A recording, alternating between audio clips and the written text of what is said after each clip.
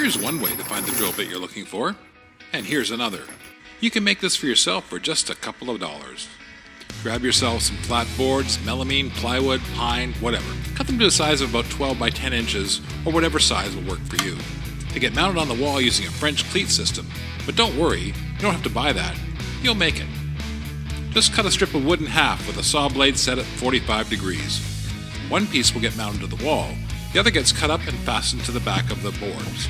French Cleats let you set things securely on a wall and remove them to bring them to your project, or rearrange them simply and efficiently. You will have to go to the store or online to buy some magnetic tape, but check the reviews. You need to find one that has some strength to it. To make the boards is simple.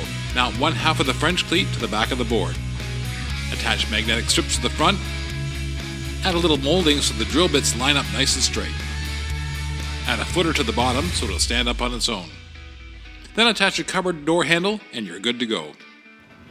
For bonus points, tuck a drill bit size gauge into the back panel using some small bits of molding.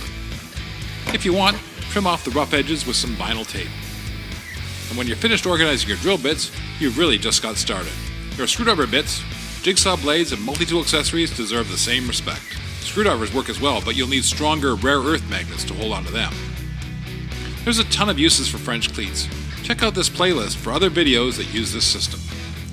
As always, I appreciate my subscribers and invite you to be one of them. Thanks for watching Amazing Home Hacks.